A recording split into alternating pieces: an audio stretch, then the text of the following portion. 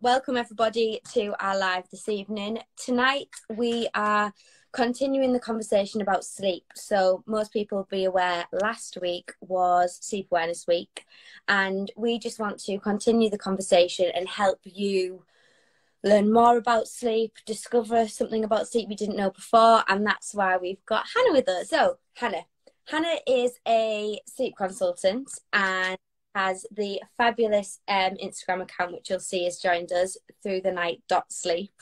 And you should all go and give her a follow for fantastic advice, tips, tricks, everything about sleep. And this is why we're here, to kind of get all of this information from her and to help all of our Ickle Bubba followers this evening. So Hannah, please give us an intro to yourself. So my name is Hannah. I am, as Millie has said, I'm a sleep consultant and have got into this because I was also a sleep deprived parent. My little boy is now, well, he's 3 in July, so however old that makes him, 2.5 and a bit. And he was just horrendous, an awful sleeper. And he was up every hour. I breastfed and literally would just sort of move him from one boob to the other every half. Oh, it was just, I'd got myself in this awful, vicious cycle of not feeling like I could do anything, but wanting to do something, but then trying something and then it not working, and then just constantly. And sleep deprivation just causes causes you to go into an awful state of thinking you're just doing the worst things and you're not doing it right. And why is everyone else baby? The question I asked myself all the time was, why is my baby the only person that isn't sleeping? And the amount of clients that say that to me, and my response now in this position is always, there are so many incredible sleep consultants out there.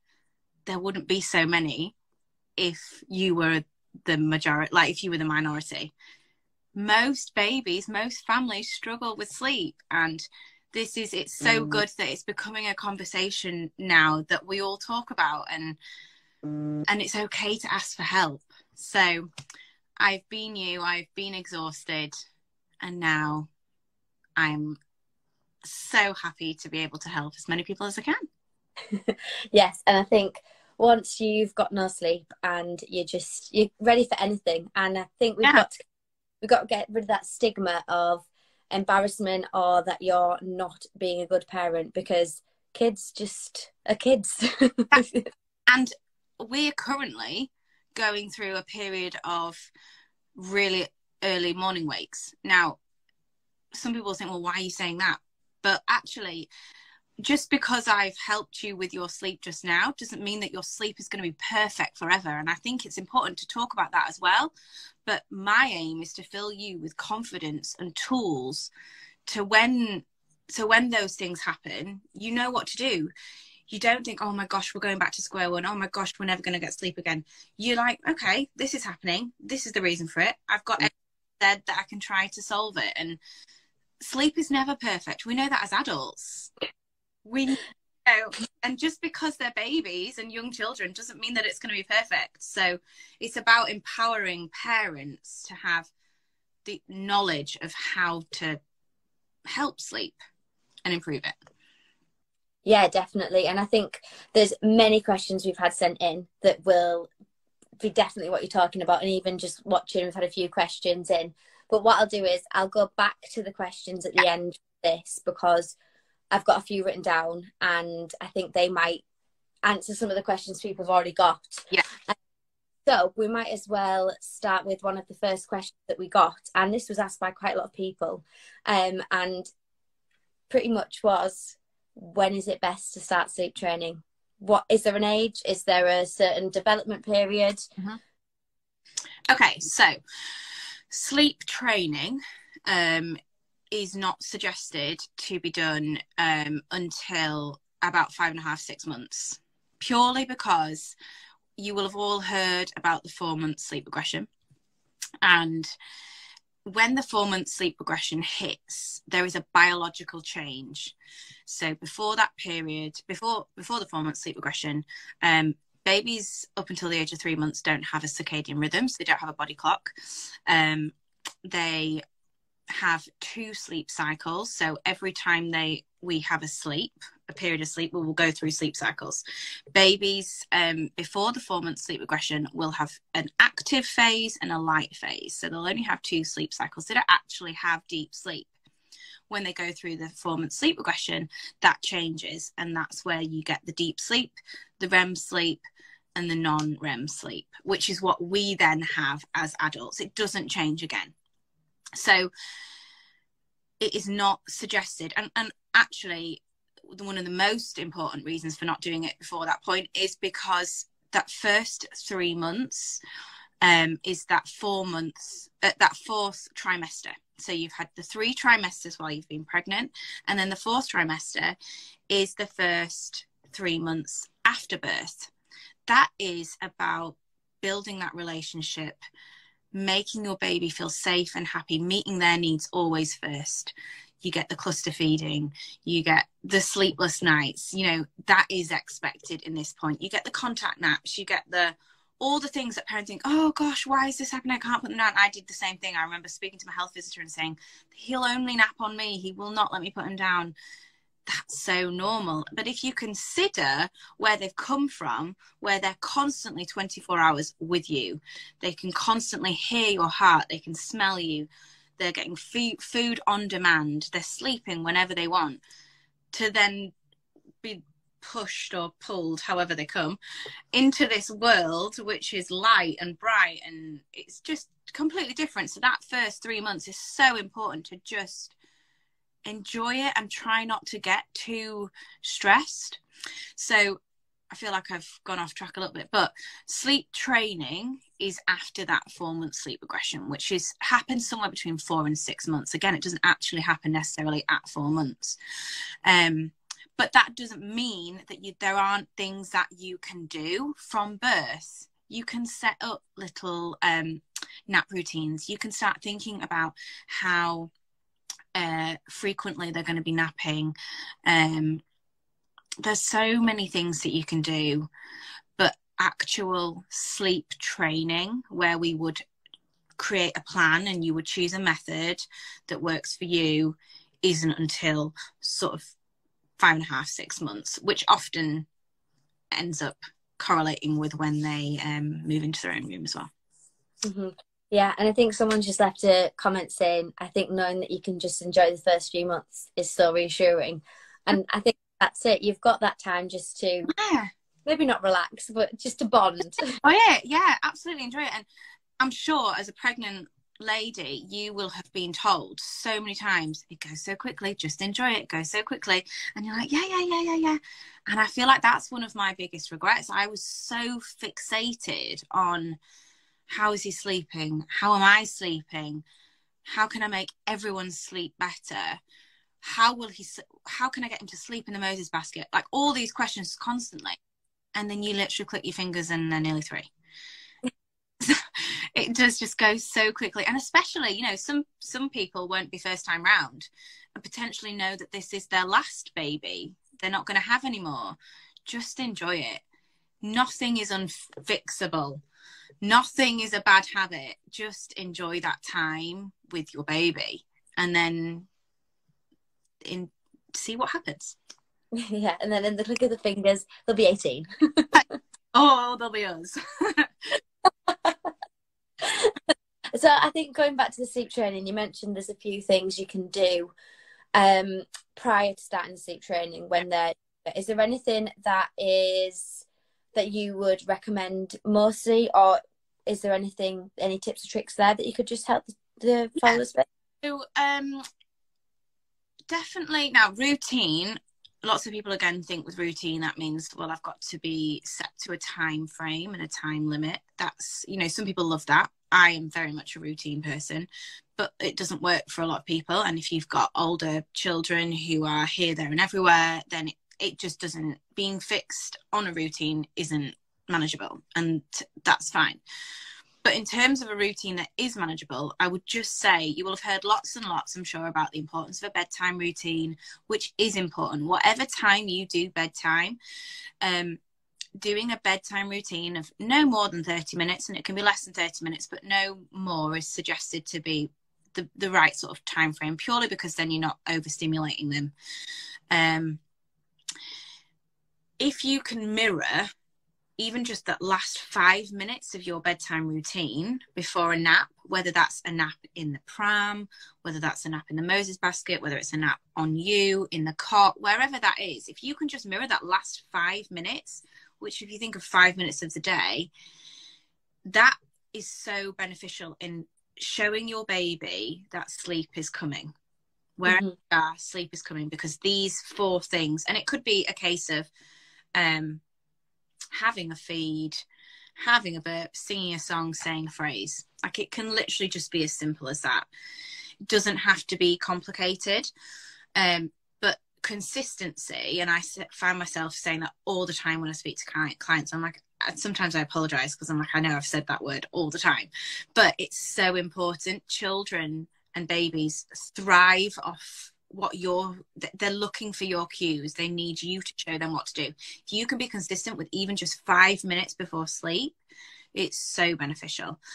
I would say looking at the wake windows, or the nap gaps. It's called different things, but babies, especially newborns, then the naps, the day sleep's going to be very, very sporadic. They could be sleeping between 16 and 18 hours of the day, which is a lot. And that could be half an hour naps, that could be 2-hour naps. Like, it's so variable. And actually we then think, oh, we've got to keep them awake. But for a 3-month-old, just for example, they're probably after an hour and 15 minutes-ish going to be ready to go back down for another nap again. And a 2-month-old, even less, an hour. So there isn't, just thinking about how long they're awake for. It's very, very, very easy to get an overtired baby. Overtired baby is very hard to settle. So looking for the sleep cues, and sleep cues that can be as subtle as a change in colour in their eyebrows or their eyelids. They could start touching and tugging their ears. They could start looking in different directions and avoiding your eye contact. And then there's the more obvious ones, like they become grumpy and crying and all those things. But looking for your baby's sleep cues as well, and learning from them as well as them learning from you. But you learning from them is so important. And I'd say my third thing is just pausing, just practicing a pause. So active sleep and light sleep, which are the 2 sleep cycles before you've gone through that 4-month sleep regression. Light sleep is that sleep where they look sound asleep, like nothing's going to wake them up.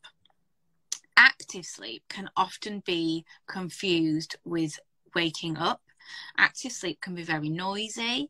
They can look like they're stirring. They can look like they can even cry out, but they're actually still asleep. But often our natural impulse reaction is to go, oh gosh, quick, rock the thing or pick them up or do whatever to quickly get them back into sleep again. And then all you do then is disturb them and wake them up.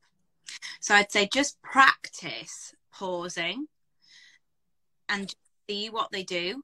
They're either going to go back to sleep, they're going to moan for a little bit longer or move around for a little bit longer and then go back to sleep, or they're not, in which case you go and you respond. And I'm not saying minutes at all, I'm like talking seconds.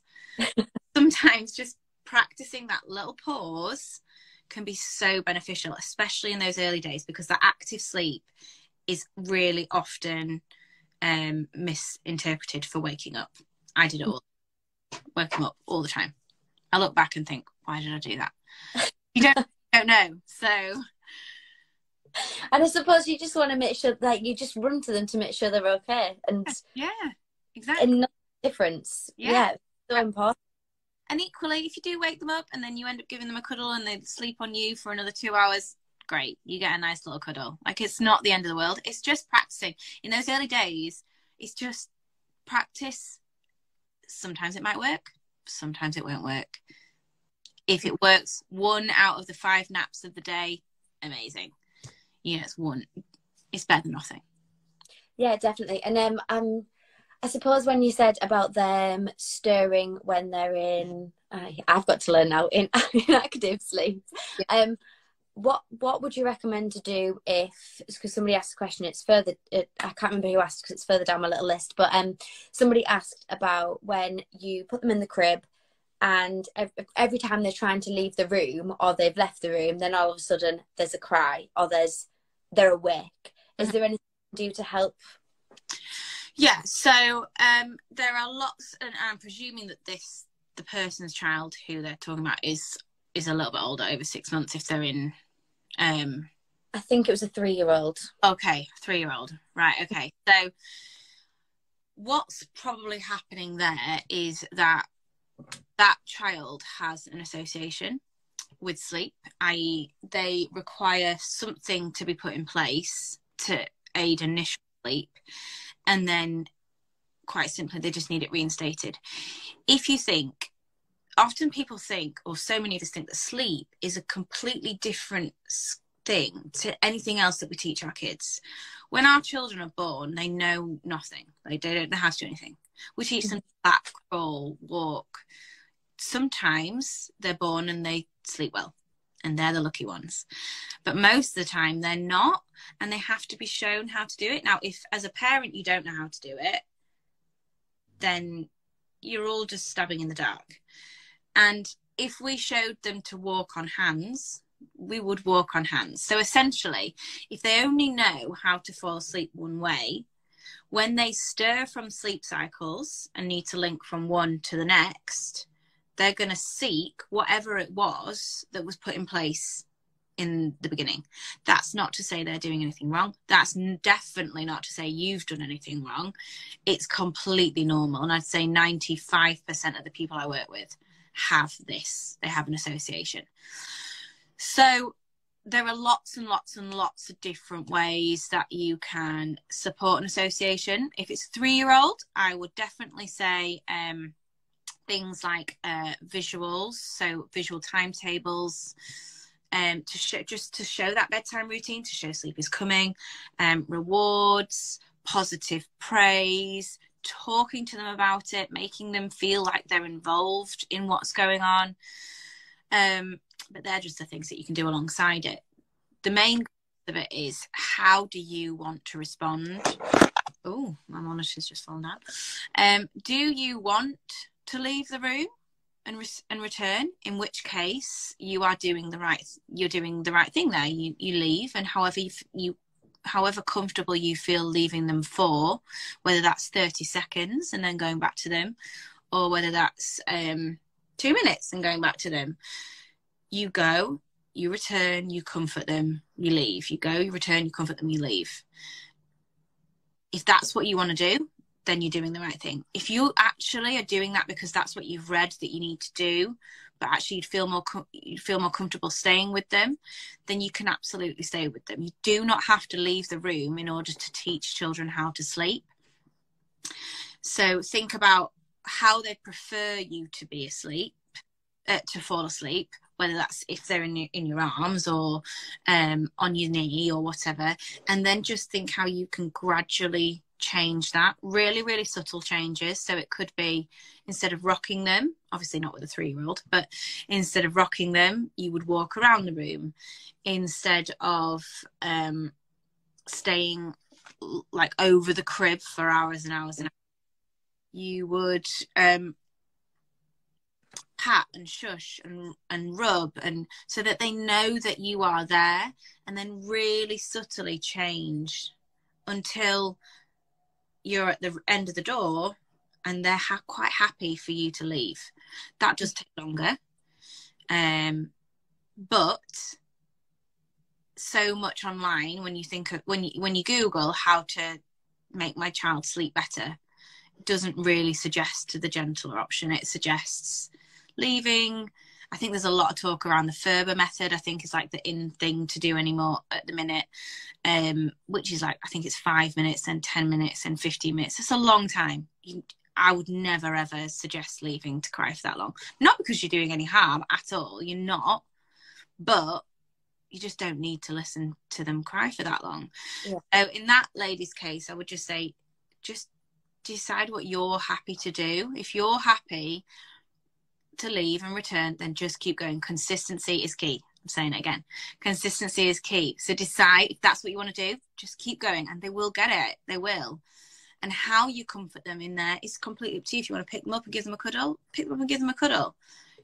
If you want to try and remain and keep them in the cot, then try and remain and keep them in the cot. There is no right or wrong way. It is about finding a way that works for you and your family and your baby, child, toddler, whatever it is. That's great. And I think that piece of advice will be so helpful for so many people. And I suppose onto another part of sleep, which we had a lot of questions about, was napping. So whether it's a danger nap or they're just not tired enough to nap, should you make baby or child, toddler nap if they're not ready? And is it always, what's your advice on napping, especially when it comes to different ages, when they're starting that routine, especially? I suppose that's a bit more important. Yeah, so nap gaps and things like that are an average. They're, some babies can go, or children can go longer, some can't quite go that long. But I always say to people, they're an average for a reason, so try to not steer too far away from it. And quite often, a child or baby that presents as not ready for the nap actually is past the nap. And it's so easy to do that, to miss that window, because it's so subtle, which is why the average nap gaps are good just to have as like a point of reference, to think, right, I'm coming towards the end of this nap gap.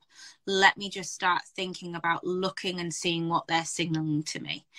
So if a child is overtired, they are going to make it hard to fall asleep. They're going to be past it. As adults, if you are tired, if you just completely past it, sometimes you just can't fall asleep. So I would definitely say, look at your nap gaps and make sure you are really confident in what is right for your baby or your child. And the best way to work it out, and I do have posts about it, but the best way to work it out is if you think of 1 month old, 45 minutes is the average, which if you think, gosh, only 45 minutes, that's so quick, you're getting them back down to sleep again. But they'll be having a little and often. Then every month they get older, add 15 minutes. So 2 months is an hour, 3 months is an hour and 15, 4 months is an hour and a half, and so on and so forth. That will give you your average to work towards. But as well, day sleep is so frustratingly tricky because I'm sure you've been told it's so important, it's the crux of night sleep, and so you put so much pressure on yourself. I know I did. I need to get him to nap, because if he doesn't nap, he's not going to sleep well. So ultimately, if you know they're going to sleep for 2 hours on you and you're happy to sit down for 2 hours and watch something on Netflix, sit down for 2 hours and watch something on Netflix. Because yes, day sleep is really important, I'm not going to lie. But again, we get fixated on doing the naps in the cot, or doing it here, or doing it there, or doing it at this time, or fitting into this routine. And sometimes we've just got to be a bit more flexible. But naps are tricky, and naps are always, without fail, anyone who's worked with me, naps have always been the last thing that have fallen into place, because there's so many things that go against nap. We're not producing melatonin. The world is awake, whereas at nighttime the world is quieter.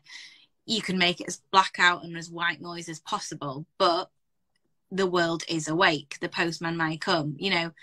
These things happen. There's so much that go against naps.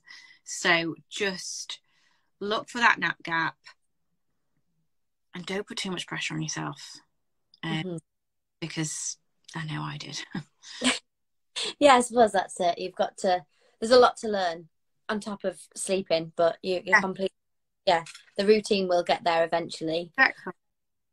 Somebody left a comment saying, is that 45 minutes sleep for 1 month olds? Yes. Yeah, each.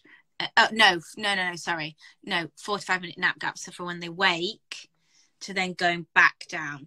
For a 1 month old, they'd probably be getting somewhere between 6 and 8 hours in the day over 6 or 7 naps. Unless, of course, they have a lovely long one on you, which is really common because that's where they want to be. They want to be safe and feel secure on you, in which case you're not going to have 6 or 7 naps. But at that age, it's probably going to be short, frequent naps. And 45 minutes is no time. I mean, you'll feed them, you'll have a little bit of play, maybe a walk, and then it's time for a sleep again. Perfect.